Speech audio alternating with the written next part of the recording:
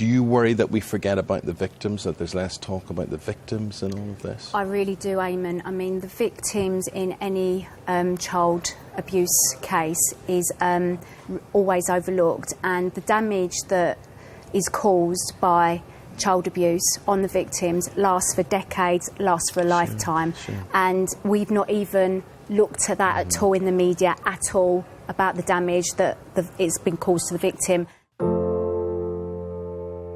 1 in 4 young adults were severely maltreated during childhood. Only 1 in 8 children are known to have reported the abuse they have suffered as a child. As a result, 7 out of 8 children's lives will be negatively impacted as adults. No one knows the true scale of child abuse.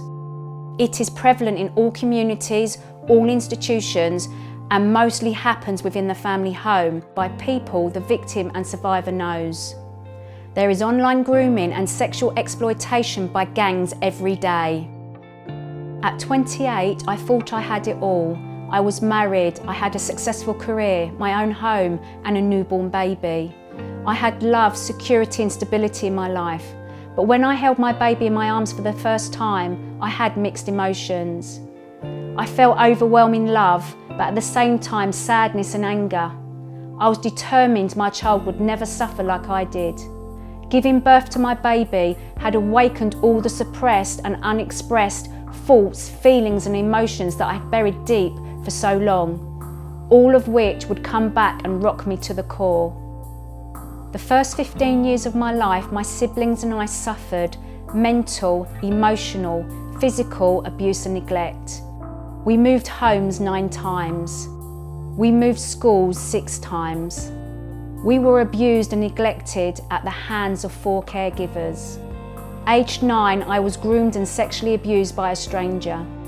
Aged 15, I was sexually abused within my own home. From the age of 15 to 30, I created a new identity for myself. I locked my childhood away in a box.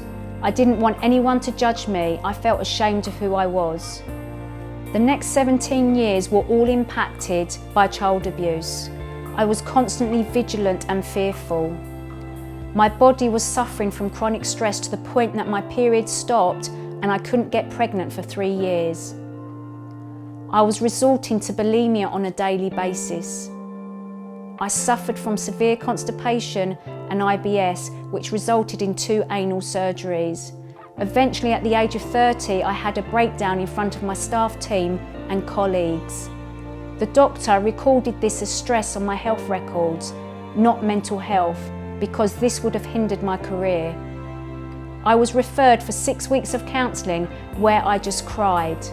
No one spoke to me about the cause of my ill health or provided me with a solution. I have had 3 hip surgeries, including a hip replacement. I have been diagnosed with depression and PTSD symptoms. Many victims and survivors have had similar health issues as outlined in the reports. Some of us self-harm, self-medicate through alcohol, drugs or food, or even take our own lives. I needed a solution to stop my pain and deterioration. I trained in fitness, posture, nutrition, Pilates, orthopedic conditions, mental health and GP referral from a fitness perspective. From this wealth of knowledge and lived experience, I created the Cleaner Living Therapy Program for people who have suffered trauma from abuse, to empower them to break the cycle of self-sabotage and help them rebuild their lives piece by piece. In 2016, I founded the Survivors of Abuse charity, SOB. We are the experts in focusing on victims and survivors' recovery from trauma through health and wellness. We raise awareness of the impact from all forms of abuse. We train and educate professionals like the police, social services and healthcare. We campaign and champion for access to client-led, trauma-informed, long-term therapy.